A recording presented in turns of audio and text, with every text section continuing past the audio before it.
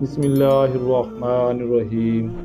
شروع اللہ تعالیٰ کے بابرکت نام سے جو بڑا مہربان ہے رحم کرنے والا ہے۔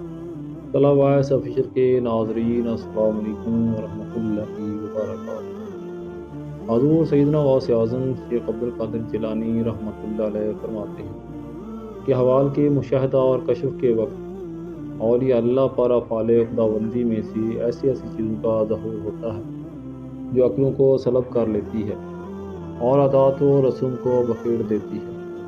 حضور سیدنا غوث اعظم شیخ عبد القادر جیلانی رحمۃ اللہ علیہ فرماتے ہیں کہ افعال خداوندی دو اقسام میں منقسم ہیں۔ نمبر 1 جلالی، نمبر 2 جمالی۔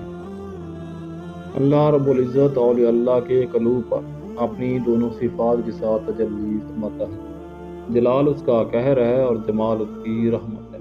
مشاہدہ اور کشف کے وقت اولیاء اللہ دور سے دیکھتے اور سنتے ہیں۔ انبیاء کرام علیہ السلام کی ارواح کی زیارت نصیب ہوتی ہے۔ ملائکہ اور انبیاء کرام علیہ السلام سے کلام کی سعادت حاصل ہوتی ہے، اور یہ سب امور عقل اور عادات و رسوم کے خلاف ہے۔ جس وقت اللہ تعالیٰ کی تجلی قلوب پر ظاہر ہوتی ہے تو اس وقت قلوب میں سرور طاری ہوتا ہے۔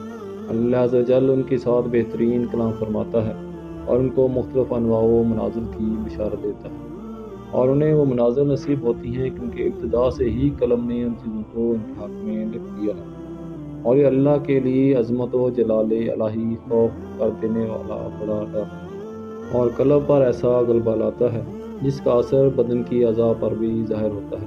حضور نبی کریم صلی اللہ علیہ وآلہ وسلم سے مروی ہے، خوف شدید کے سبب نماز کے دوران میں آپ صلی اللہ علیہ وسلم کے سینہ مبارک سے ہانڈی کے ابلنے جیسی آواز سنائی جاتی تھی، کیونکہ نماز میں آپ صلی اللہ علیہ وسلم کو اللہ عز کا جلا نظر آتا تھا اور آپ صلی اللہ علیہ وآلہ وسلم پر عظمت الہی کا انکشاف ہوتا تھا۔ اللہ عز و جل کے مشاہدہ کے وقت اولیاء اللہ کو جو بشارتیں ہوتی ہیں وہ حقیقت میں ان پر فضل خداوندی ہوتا ہے۔ جب تک سالک اپنی ہستی میں فانی نہیں ہوتا، ذاتی حق کے ساتھ باقی نہیں ہو سکتا۔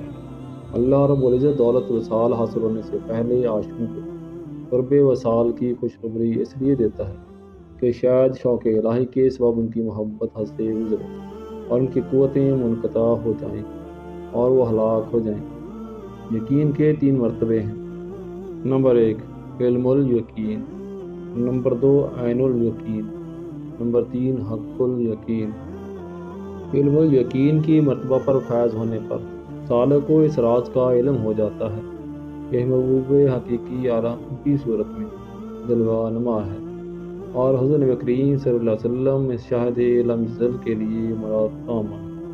پھر جب سالک ترقی کی منازل طے کرتا ہے تو عین الیقین کی مرتبہ پر فائز ہو جاتا ہے، جس سے مراد یہ ہے کہ محبوب حقیقی حضور نبی کریم صلی اللہ علیہ وسلم کی زیارت سے مشرف ہونے لگتا ہے اور اس کا یقین وحدت الوجود پر پختہ ہو جاتا ہے، اور پھر اسے بیداری میں بھی حضور نبی کریم صلی اللہ علیہ وسلم کی حضور کی سعادت نصیب ہوتی ہے۔ پھر سالک عین الیقین کی منازل طے کر کے حق الیقین کی منازل پر فائز ہو جاتا ہے اور اس کے قلب پر حقیقت محمد صلی اللہ علیہ وسلم کا ظہور ہوتا ہے۔ محترم ناظرین، اگر آپ کو ہماری آج کی ویڈیو پسند آئی ہو تو ویڈیو کو لائک اور شیئر کر دیں، اور اگر ابھی تک آپ نے ہمارا یوٹیوب چینل صلوات افشل کو سبسکرائب نہیں کیا تو چینل کو جلدی سے سبسکرائب کر دیں اور ساتھ لگے بیل آئیکن کو پریس کر دیں تاکہ چینل پر مزید نئی آنے والی ویڈیو کا نوٹیفیکیشن آپ کو مل سکے۔ جزاک اللہ۔